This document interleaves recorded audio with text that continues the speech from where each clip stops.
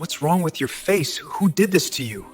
I fell, The sir. morning sun had barely begun to bleed through the heavy velvet curtains, casting long, pale shadows across the marble floors of the estate. It was that specific hour of the morning when the world was silent, holding its breath before the chaos of the day began. But inside the walls of the Park residence, silence wasn't peaceful, it was heavy. It was a weight that pressed against your chest. Jae-sun Park descended the grand staircase, his movement fluid and predatory. His footsteps were non-existent, absorbed by the silence he commanded. At 34 years old, Jae-sun had constructed an empire that spanned continents. He was a man who made titans of industry tremble, a man whose tailored charcoal suit was more of a suit of armor than clothing. His hair was swept back in perfect precision, his face a mask of stone that revealed absolutely nothing of the man beneath. He was perfection. He was cold. He was untouchable. But today, the perfection was marred by a ripple in the atmosphere. Sonia stood in the far corner of the cavernous entrance hall.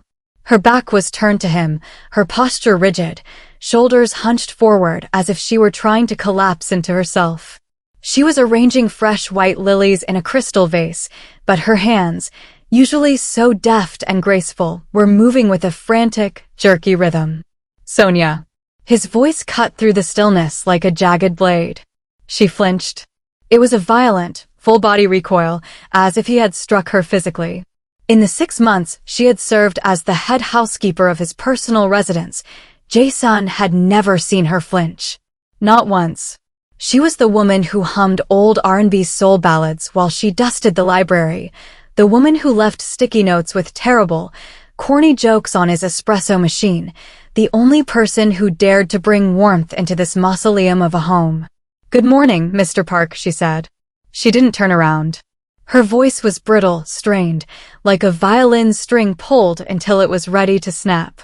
She cleared her throat, a nervous, hollow sound. "I'll have your coffee ready in a moment." Jae-sun's eyes narrowed, his gaze sharpening into a laser focus. He didn't like mysteries. He didn't like variables he couldn't control. And right now, Sonia was a variable. He crossed the distance of the room in 5 long, purposeful strides, moving around the heavy oak table to position himself where she could no longer hide. "Look at me, Sonia." She froze. For an agonizing second, she stared at the flowers as if they held the secrets of the universe. Then, with the resignation of someone walking to the gallows, she slowly lifted her head and met his gaze. The air left Jae-sun's lungs. A dark, angry crimson bruise bloomed across her left cheekbone, a violent contrast against her deep, radiant skin. She had tried to mask it with concealer, but the makeup sat awkwardly on the swollen flesh, failing to hide the damage. Her bottom lip was split, swollen to twice its size on one side. But it wasn't the injuries that made Jae-sun's blood turn into ice water in his veins. It was her eyes. Those warm, expressive brown eyes that usually held a spark of defiance and humor were now hollowed out by a profound, primal terror. "What happened to your face?" he asked, his voice dropping an octave, losing its professional polish and becoming something darker. "I fell," she whispered, her gaze dropping to his tie. "Last night. In the bathroom. It was clumsy. It's really nothing." She turned back to the flowers, her hands shaking so violently that a pristine white lily slipped from her grasp and tumbled to the polished floor. It lay there between them, a symbol of broken perfection. Jae-sun didn't move.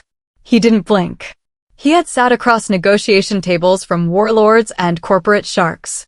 He knew what a lie sounded like. He knew the scent of deception. But this wasn't deception. This was survival. "Look at me." It wasn't a request. It was a command that vibrated off the walls. Sonia's hands stilled on the vase. Slowly, painfully, she turned back to him. This time, Jae-sun let his eyes travel lower. He saw the way she held her left arm tucked tight against her ribs, guarding it. He saw the faint, finger-shaped bruises peeking out from the high collar of her uniform. Someone had grabbed her. Someone had hurt her. The rage that ignited in Jae-sun's chest was not the hot, fiery anger of a temper tantrum. It was the cold, absolute zero of deep space. It was the kind of rage that toppled kingdoms. Everyone out, he said quietly. His 3 personal security guards, statues in the periphery of the room, exchanged a single glance, but evaporated from the room without a sound. The heavy mahogany doors clicked shut, sealing them in. Mr. Park, please, Sonia's voice cracked, tears finally welling in her eyes. I need this job. I promise it won't affect my work. I'll cover it better tomorrow. Who did this to you? Sonia's lips pressed together, trembling. A single tear escaped, cutting a clean track through the heavy makeup on her cheek. She wiped it away furiously, as if crying was a sin, as if her pain was something to be ashamed of. It doesn't matter, she whispered. It matters to me. The words hung in the air, heavy and undeniable. Jae-sun hadn't meant to say them with such raw intensity, but the truth of it surprised even him. Seeing her broken like this felt like a violation of his own sanctuary. Sonia looked at him, really looked at him, and something in her dam broke. The professional mask crumbled, leaving just a terrified woman standing in front of a powerful man. His name is Derek, she choked out. We've been together for 2 years. He wasn't always like this, I swear. After my divorce, when things were so hard, he helped me. He helped with the bills, he was kind to my daughter. But then, he changed. She took a shuddering breath, wrapping her arms around herself. He started controlling everything. Where I went, who I spoke to, how I spent every dollar. Last night, I told him I got a raise here. I was so happy. And he said I was probably sleeping with you to get it. She let out a humorless, broken laugh. When I defended myself, he snapped. Jae-sun's jaw clenched so hard a muscle feathered in his cheek. He stood perfectly still, letting her pour the poison out. I have an 8-year-old daughter, Mr. Park. Luna. He knows where she goes to school. He told me last night that if I ever tried to leave him, or if I told anyone about this, he would make sure I never saw her again. The mention of the child was the spark that turned the cold rage into a blazing inferno. A threat against a woman was cowardly. A threat against a child was a death sentence. Does Luna know? Jae-sun asked, his voice surprisingly gentle, a stark contrast to the storm brewing in his eyes. No, Sonia whispered. I always make sure she's asleep before things get bad. She thinks I'm just clumsy. Where is she now? My neighbor watches her in the mornings before school drop-off. Jae-sun reached into his suit jacket and pulled out his phone. He didn't dial. He simply pressed a single button. Director Han, he said, his eyes never leaving Sonia's face. Send 2 units. I need our best, most discreet protection detail for an 8-year-old girl and her guardian. No one approaches them without direct clearance from me. Yes. Immediately. He hung up. Sonia's eyes widened, fear warring with disbelief. Mr. Park, you don't have to do that. I can't ask you to get involved in my mess. You've been nothing but kind to me, and I won't drag you into the gutter with Sonia. He stepped closer. Instinctively, she took a step back until her spine hit the cool plaster of the wall. But Jae-sun didn't crowd her. He stopped a few feet away, maintaining a respectful distance, giving her space to breathe, yet close enough that she could feel the sheer force of his will. I am already involved, he said, his voice low and magnetic. The moment you walked through my doors with his marks on your skin, I became involved. Now, give me his full name and address. Sonia hesitated, her hands twisting together. Or, Jae-sun continued, I will find it myself. The only choice you have right now is whether you help me expedite the process or not. She looked into his eyes and saw something she hadn't seen in years. Safety. Absolute, unshakable safety. Derek Johnson, she whispered. He lives in the East Side tenements. Apartment 4B. Good. Jae-sun buttoned his jacket. Now, before we see what justice looks like when it's delivered by a man with unlimited power, I need you to do something crucial. If you want to see how a billionaire handles a bully, smash that subscribe button right now. Press the bell icon. You do not want to miss what happens next. Jae-sun walked to the door, pausing with his hand on the brass handle. He didn't look back, but his voice carried a promise that felt like iron. Stay here. Do not leave this house. I will return shortly. Derek Johnson lived in a decaying apartment complex on the east side, the kind of place where the hallways smelled of stale beer and hopelessness, and where neighbors learned early to turn up the volume on their TVs when the screaming started.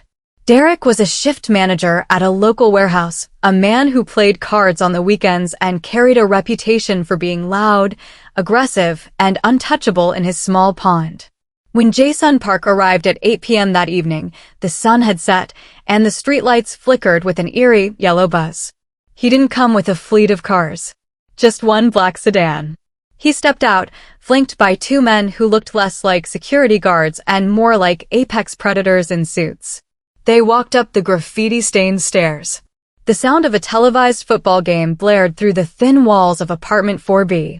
Jae-sun knocked. Once. Twice. Precise. Controlled. The door swung open aggressively. Derek stood there, framed by the yellow light of the hallway. He was a large man, over 6 feet tall, broad-shouldered, wearing a stained tank top and basketball shorts. He held a bottle of cheap beer in one hand, his face flushed with alcohol and irritation. "Yeah? What the hell do you want?" Derek barked, squinting at the three men in expensive suits standing in his doorway. Jae-sun smiled. It was not a smile that reached his eyes. It was the smile of a shark sensing blood in the water. "Derek Johnson. We need to have a conversation about Sonia." Derek's expression shifted rapidly, from irritation to recognition, and then to a dawn of cold fear. Even in the slums, everyone knew the face of Jae-sun Park. He was on the news, on the magazines, on the billboards that loomed over the city. "Look, man," Derek stammered, taking a half step back, his bravado crumbling. "I don't want any trouble. Whatever she told you, she's lying. She told me you put your hands on her. She's crazy. She told me you threatened her daughter." Jae-sun's voice was conversational, almost pleasant. That was what made it terrifying. He spoke as if they were discussing the weather, while his presence filled the cramped hallway with suffocating pressure. Now, Jae-sun continued, stepping over the threshold uninvited. His guards followed, closing the door behind them and blocking the exit. "I am going to give you two options. And I suggest, for the sake of your future, you choose very carefully." Derek tried to puff up his chest, summoning the bully that lived inside him. "You can't come in here threatening me. I got rights. I'll call the cops." One of Jae-sun's men let out a dark, low chuckle. "Option 1, Jae-sun said, ignoring the outburst entirely. You never speak to Sonia again. You forget she exists. You forget her name, her face, and her number. If I hear that you have even driven down her street, what happens next will be the last mistake you ever make." He took a step closer. Derek backed up until he bumped into his cheap laminate counter. And option 2, Jae-sun's smile widened, revealing perfect, white teeth. "There is no option 2. I just wanted you to feel like you had a choice." Derek's hand tightened around his beer bottle. His eyes darted around the room, looking for a weapon, looking for an escape. For a split second, it looked like he might try something stupid.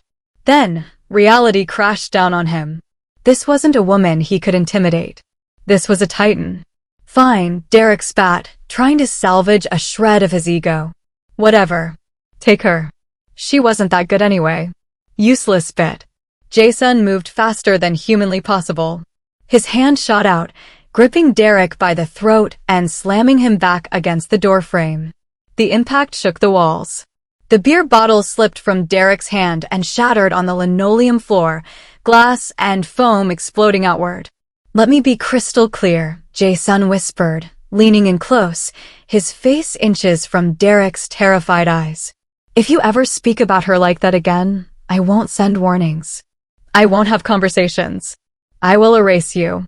I will dismantle your life so thoroughly that people will forget you ever walked this earth. Do we understand each other?" Derek gagged, clawing uselessly at the hand of steel around his windpipe. He nodded frantically, his face turning a blotchy purple. Jae-sun released him instantly. Derek slumped against the wall, gasping for air, clutching his throat. Jae-sun stepped back, smoothing the lapels of his jacket as if he had just brushed off a speck of dust. "Enjoy your evening, Derek." 3 hours later, Jae-sun's sedan pulled up to the curb of Sonia's small apartment complex. The lights were on in the second-floor unit. He had texted her that he was coming, not wanting to frighten her. She opened the door before he could even knock. She was still in her work clothes, though she had scrubbed her face clean of the makeup. The bruise was dark and angry against her skin, a map of the violence she had endured. "Did you?" she started, her voice trembling. "He won't bother you again," Jae-sun said simply. "I made sure of it." Sonia's hands flew to her mouth. Fresh tears spilled over her lashes, but these weren't tears of pain. They were tears of pure, overwhelming relief. "Thank you, God," she sobbed. "Thank you. I don't know how I can ever repay you." "You don't need to repay me," Jae-sun said, stepping into the small, cramped living room. "But we need to talk about your living situation. This apartment complex has no security. Your locks are substandard. It is not safe." Sonia wiped her eyes. "Mr. Park, I can't afford to move. I have a lease, I have a property," he interrupted gently. "It is 10 minutes from here. A gated community. 3 bedrooms. State-of-the-art security system. It is currently sitting empty. You and Luna should move there. Tonight." "Mr. Park, I can't accept that. That's too much." "It is part of your employment package," he lied smoothly. "Consider it a housing benefit." Sonia laughed through her tears, a wet, choking sound that hit him square in the chest. "You are making that up completely." "Perhaps," he conceded, a ghost of a smile touching his lips. "But you will still accept it, because you are a mother and you are smart enough to know it is the right choice for Luna." Before Sonia could respond, a small voice piped up from the hallway behind her. "Mama? Who's at the door?" A little girl appeared, clutching a worn, stuffed rabbit by the ear. She had her mother's wide, luminous eyes and a halo of curly hair pulled into 2 messy puffs. She looked at Jae-sun not with fear, but with open, unbridled curiosity. "Luna, baby," Sonia said, her voice softening instantly. "This is Mr. Park. He's Mama's boss." "You're really tall," Luna observed, tilting her head back. Jae-sun found himself crouching down, lowering himself to her eye level, something he had never done for anyone, certainly not a child. "You are very observant," he said gravely. "What's that mean?" "It means you notice things. That is a very good quality to have." Luna beamed, revealing a missing front tooth. "Mama says I notice too much sometimes. Are you the reason those nice men were at my school today? Miss Rosa said they were making sure I was safe." Jae-sun glanced up at Sonia. She was watching them with an expression he couldn't quite decode, something soft, something vulnerable. "Yes," Jae-sun said to the child. "I wanted to make sure you and your mama are always safe." "Like a superhero?" Luna asked. "Something like that." Luna considered this seriously for a moment, weighing his soul with the ancient wisdom of an 8-year-old. "Okay," she decided. "You can stay for dinner if you want. We're having spaghetti. Mama makes the best spaghetti." And that was how Jae-sun Park, the untouchable billionaire, the man who moved markets with a whisper, found himself sitting at a cramped, wobbling kitchen table, eating slightly overcooked spaghetti while a little girl explained the intricacies of her science project on butterflies. The next 3 weeks passed in a strange, beautiful rhythm. Sonia and Luna moved into the secure townhouse Jae-sun provided. It was in a quiet neighborhood with tree-lined streets and excellent schools. For the first time in years, Sonia slept through the night without waking up screaming, without jumping at the sound of a car door slamming outside. She still worked at the mansion, but the dynamic had shifted. The air between her and Jae-sun was charged with something unspoken. He found excuses to be wherever she was working. He started working from the library when she was dusting. He took his coffee in the kitchen while she prepped lunch. They talked not as boss and employee, but as 2 lonely souls recognizing a kindred spirit. One rainy Tuesday night, long after the staff had left, Sonia found Jae-sun in his study. He was standing by the window, staring out at the storm, holding an old, silver-framed photograph. "You're still here," he said, without turning around. "I could say the same to you," she replied softly, stepping into the room. He turned, the photograph still in his hand. He angled it toward her. It showed a young Korean woman with kind, sorrowful eyes and a shy smile. My mother, he explained, his voice rough. She died when I was 12. Sonia moved closer, drawn by the pain in his voice. She studied the image. She was beautiful. She was, Jae-sun agreed. She was also trapped. He looked at the picture, his thumb tracing the glass. My father was a powerful man. Respected. Feared. But no one knew what happened behind closed doors. She stayed because she thought she was protecting me. She thought leaving would make it worse. His voice went hollow, devoid of emotion, which only made it more heartbreaking. She was wrong. He killed her in a drunken rage one night. Made it look like an accident. Jae-sun, Sonia breathed. It was the first time she had used his first name. When I saw you that morning, he said, finally looking at her, his dark eyes burning with intensity.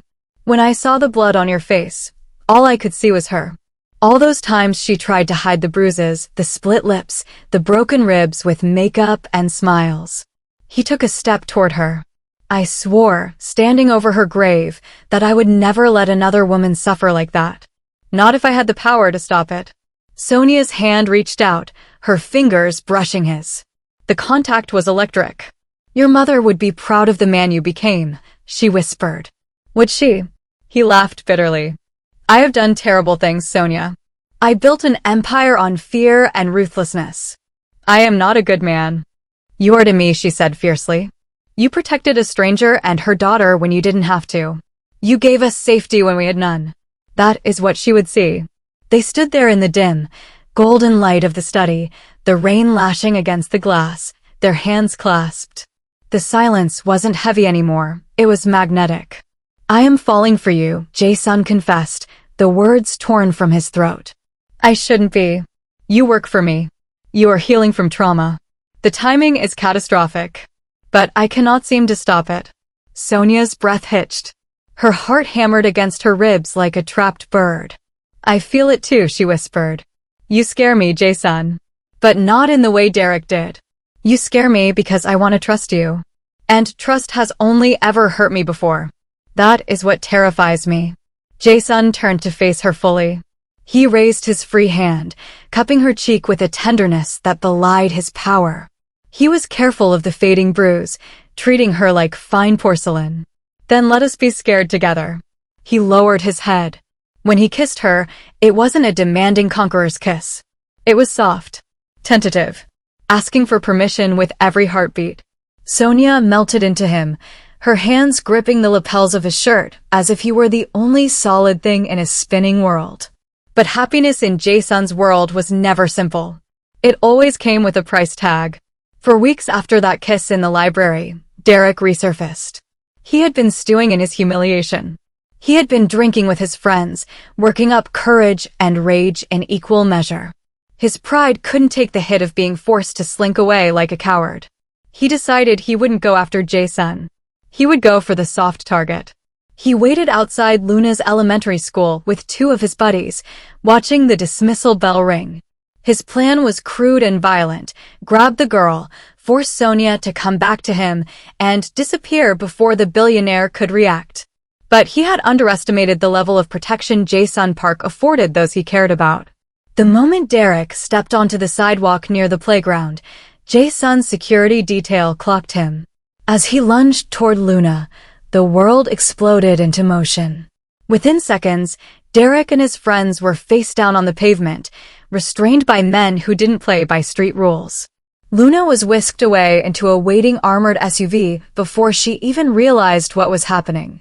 Jae-sun received the call during a board meeting. He walked out without a word, leaving 20 executives staring at an empty chair. When he arrived at the school, the police were already there, but his men were in control. He found Sonia by the SUV, clutching a sobbing Luna to her chest. She looked up as his car screeched to a halt. He tried to take her, she gasped as Jae-sun ran to them. He actually tried to take my baby. Jae-sun knelt in front of them, his usual composure cracking, revealing the terrified man beneath. He checked them both with frantic eyes. She is safe. You are both safe. I promise you, this ends tonight. He stood up, his face hardening into a mask of death. Where is he? Waiting for you in the precinct holding cell, a guard replied. But the police, they are waiting for your statement. Jae-sun turned to go, his intent clear. He was going to destroy Derek. Not legally. Physically. Jae-sun. Sonia grabbed his arm. He stopped, looking down at her hand, then at her eyes. Don't kill him, she pleaded. Please. I don't want that on your conscience. I don't want that on your soul because of me. He tried to kidnap your daughter, Jae-sun growled, the monster inside him straining against the leash. I know. But there are other ways. Legal ways. Your connections. You can make sure he rots in prison, right? Not just a slap on the wrist. Make him pay, but do it the right way. Jae-sun studied her face. He saw the strength beneath the fear. She wasn't asking him to let Derek go. She was asking him to be better than his worst instincts. She was asking him to be the man she believed he was. For you, he said finally, his voice raspy. Only for you. Derek Johnson was formally arrested that afternoon. With Jae-sun Park's legal team and political connections applying pressure, the district attorney built an airtight case within 48 hours. Assault, attempted kidnapping, stalking, violation of a restraining order. Derek would spend the next 8 years behind bars, a small fish in a very dangerous ocean. But the incident had consequences closer to home. 2 days later, Director Han, Jae-sun's second-in-command and closest advisor, confronted him in his office. The board is talking, Han said, skipping the pleasantries. The investors are whispering. About you. And the maid. Her name is Sonia, Jae-sun said, not looking up from his documents. Her name doesn't matter, Han snapped. What matters is that you are compromised. You are making decisions based on emotion rather than logic. You are diverting company resources to a personal vendetta. Jae-sun slowly placed his pen down. The sound was like a gunshot in the quiet room. Are you questioning my leadership, Director? I am questioning your judgment, Han retorted, standing his ground. This woman and her child, they have made you soft. What happens when our enemies realize that? When they see you have a weakness they can exploit. Then I will handle it, Jae-sun said, his voice dropping to a dangerous whisper. Like I have handled everything else. By going to war. Think about what you are doing. Han pleaded. She is not one of us. She doesn't understand this world. Your father would never have. My father was a monster who beat my mother to death. Jae-sun roared, slamming his hand on the desk. He stood up, towering over Han. If you are using him as a moral compass, we have bigger problems than my relationship with Sonia. The room fell into a stunned silence. Han's jaw worked, but no words came out.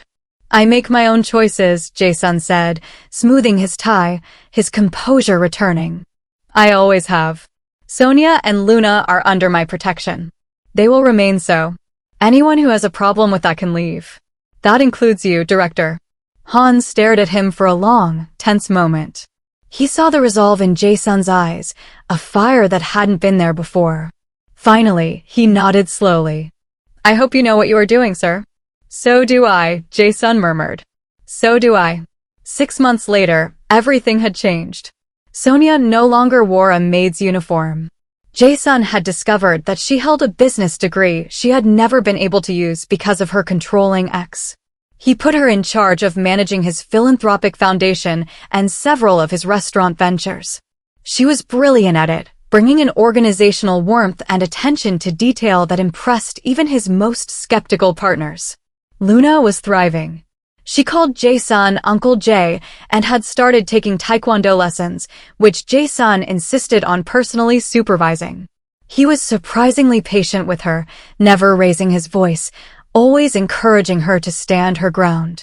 On a quiet, golden Sunday afternoon, the three of them were at the city park. Luna was on the swings, pumping her legs, laughing as she went higher and higher into the blue sky. She is fearless, Jae-sun observed, watching her from the park bench. She gets that from you, Sonia said, leaning into his side, her head resting on his shoulder. From me? He raised an eyebrow. You taught her it's okay to be strong, Sonia said softly. That she doesn't have to make herself small to make others comfortable. That is a gift, Jae-sun. Jae-sun was quiet for a moment, absorbing the peace of the afternoon. Then, he reached into his jacket pocket and pulled out a small, black velvet box. Sonia's breath hitched in her throat. "I know it's fast," he said, turning on the bench to face her fully. He took her hands in his. "I know we have been through hell to get here. I know my world is dangerous and complicated and not what you probably imagined for yourself." He opened the box. Inside sat a simple, elegant diamond solitaire that caught the sunlight and fractured it into 1,000 rainbows. "But I also know that I have never felt more human than I do when I am with you and Luna. You make me want to be better. You make me believe I can be better." Tears streamed down Sonia's face, hot and happy. "Sonia Williams, will you marry me?" "Yes," she whispered, her voice trembling. Then louder, bursting with joy. "Yes, 1,000 times yes." He slid the ring onto her finger. It fit perfectly.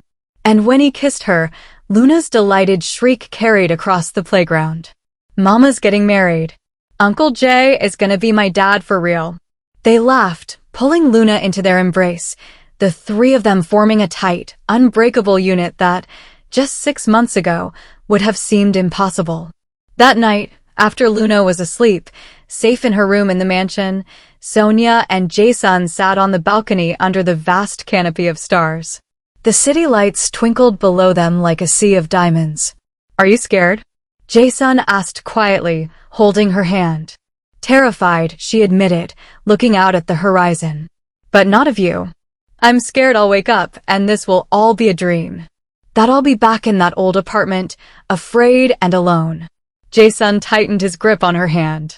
"You are never going to be alone again," he vowed. "That is my promise to you. Till death."